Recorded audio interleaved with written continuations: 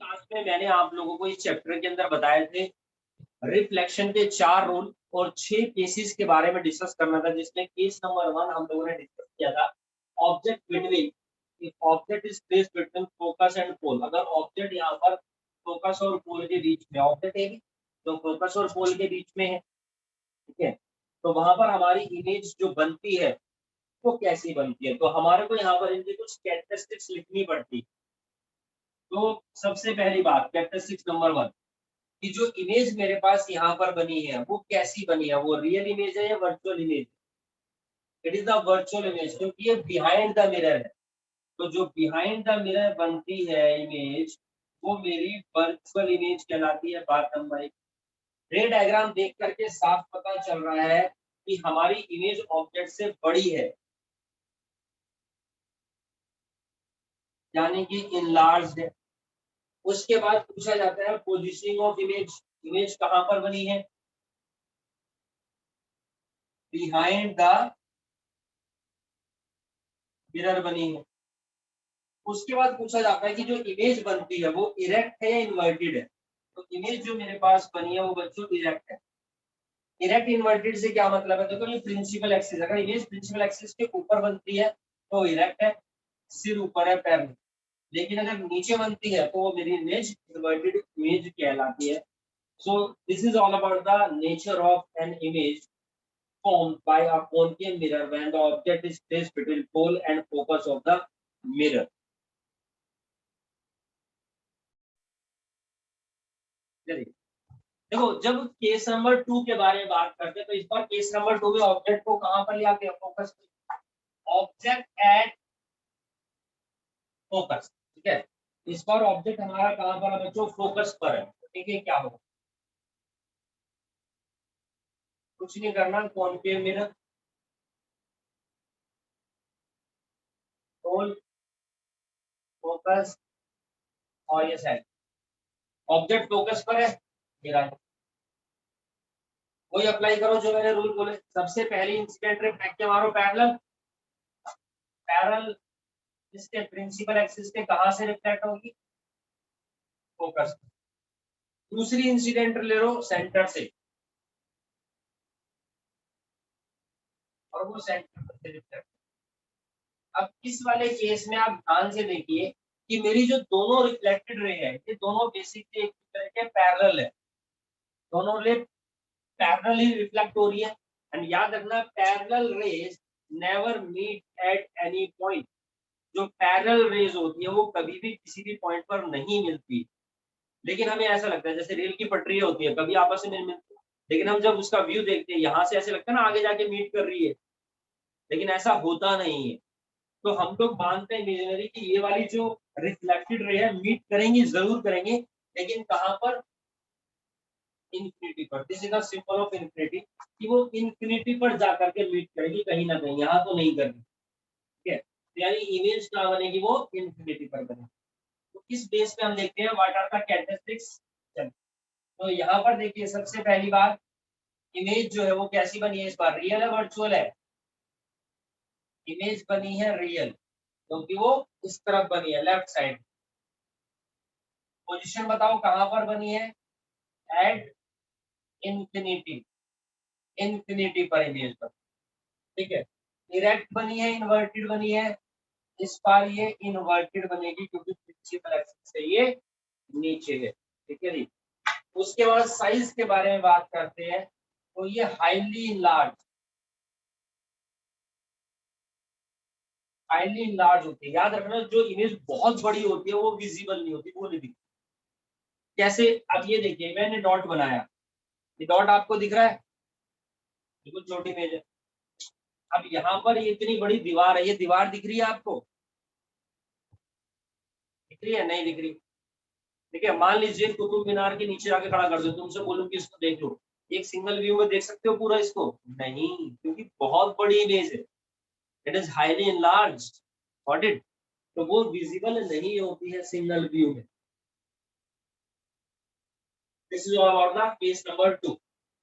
अब मैं बात करता हूँ यहाँ पर केस नंबर 3 के बारे में। ऑब्जेक्ट को ले आते हैं सेंटर एंड फोकस के बीच। Now object between centre and focus, ठीक, सेंटर एंड फोकस के लिए।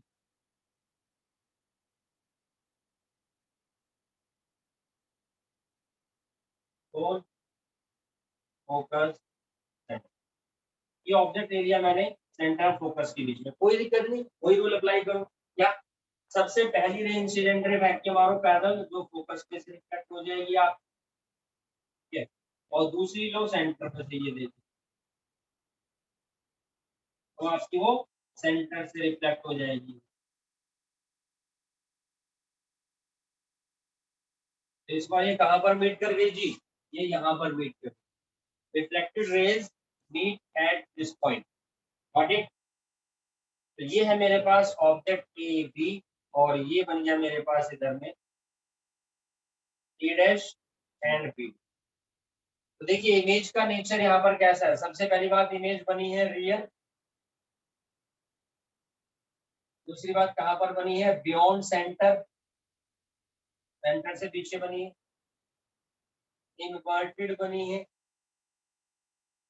और मैग्नीफाइड या larger than the object.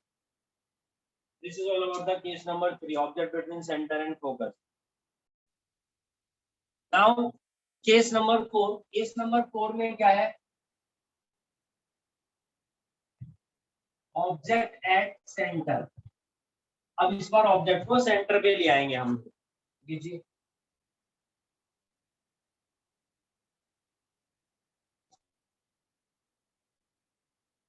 Whole, focus और ये सेंटर, एक किसी का ऑब्जेक्ट ए बी, वही रूल अप्लाई करो जो मैंने बताया, पहली incident ray parallel, principal axis ये पैरेलल गई, और ये फोकस पे से।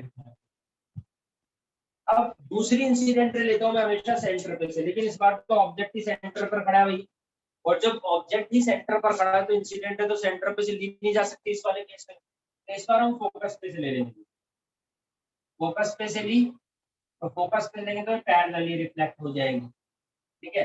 अब इसको अगर हम मीट करते हैं यहाँ पर, ये देखिए तो क्या हुआ, ये A B and this is the A dash, this is the formation of image. अब देखिए यहाँ पर जो इमेज बनी है वो कैसी बनी है इस बार, सबसे पहली बात तो रियल बनी है, फिर कहाँ बनी है, एट सेंटर, सेंटर के ऊपर बनी है, इनवर्टेड बनी है, और सेम साइज, सेम साइज की बनी है। केस नंबर 4,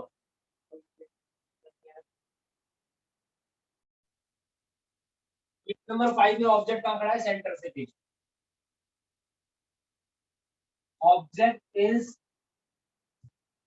बियॉन्ड सेंटर, इस बार सेंटर से पीछे ऑब्जेक्ट, देखते हैं क्या होता है।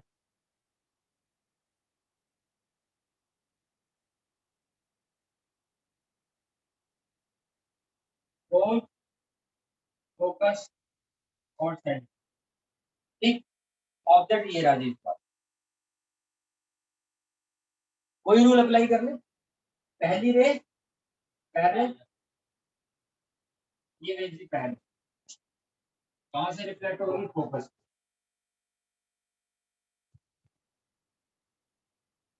दूसरी रे वही सेंटर पे से,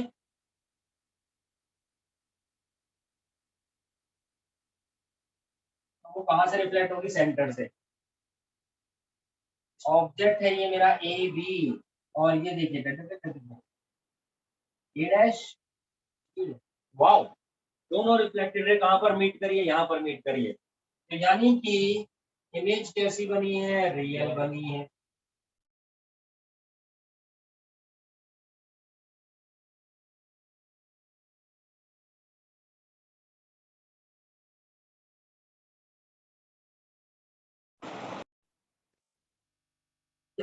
तो इमेज जो बनी है वो रियल बनी है, बिटवीन सेंटर एंड फोकस बनी है, तीसरा पॉइंट इनवर्टेड बनी है, एंड चौथा पॉइंट डिमिनिश्ड, यानी कि स्मॉल साइज या स्मॉलर देन द ऑब्जेक्ट, जो मर्जी लिख दीजिए आपको जैसी इंग्लिश आती है। केस नंबर 5 कम। केस नंबर 6, केस नंबर 6 में अब ऑब्जेक्ट कहां पर है, इन्फिनिटी पर है। इन्फिनिटी पर यानी कि हमें नहीं पता कहां पर है, इन्फिनिटी पर है। तो ये वाले में इमेज इन्फिनिटी पे होनी थी, इसका रिवर्स कर दो, बिल्कुल बहुत आसान है। ये देखिए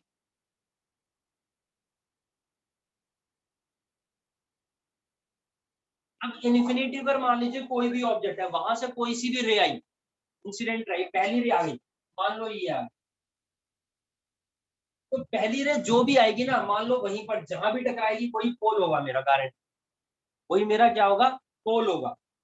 तो ये मैंने इस बार क्या किया, प्रिंसिपल एक्सिस ये भी मेरी, ठीक है, ये फोकस ले लिया, ये सेंटर ले लिया, कोई दिक्कत ही नहीं। अब जो दूसरी रे आएगी, ये कंफर्म है कि वो इस वाली इंसिडेंट रे के पैरेलल आएगी, दूसरी इंसिडेंट रे इसके गारंटेड पैरेलल आएगी। तो इसने तो देखो यहाँ पर रूल फॉलो किया, कौन सा, आई आर के बराबर है, ठीक। ये वाली रे आ गई मान लो पैरेलल इस वाली की, और ये इस तरीके से रिफ्लेक्ट हो, तो आप देखिए जिस पॉइंट पर मीट करी, कहां पर, फोकस पर, this is the A dash, यानी जो इमेज यहाँ पर हमारे पास इस केस में बनी है वो कैसी बनी है, एक तो रियल बनी है, इन्वर्टेड बनी है, फोकस पर बनी है, और ऑब्जेक्ट से बहुत छोटी बनी है, smaller than the object. Same रे डायग्राम एनसीईआरटी के अंदर कैसे बना रखा है या किसी बुक में कैसे बना रखा था वो भी बता देता हूँ। इसमें क्या किया इन्होंने, फुल ले लिया, ये फोकस ले लिया, ये सेंटर ले लिया। देखिए आप लोग, उन्होंने पहली इंसिडेंट रे पैरेलल ली प्रिंसिपल एक्सिस के और फोकस के रिफ्लेक्ट कर, उन्होंने दूसरी भी पैरेलल ली प्रिंसिपल एक्सिस से नीचे ले ली और उसको भी फोकस से रिफ्लेक्ट कर, यहाँ बन गई। नेचर बिल्कुल सेम होगा, इन्होंने इस तरीके से बना रखा है, कोई फर्क नहीं पड़ता, क्योंकि एक ऑब्जेक्ट से बहुत सारी रे निकलती है। मैंने ये रे एज्यूम करके बनाई है, इन्होंने ये वाली रे एज्यूम करके बनाई है। So this is all about the ray diagram.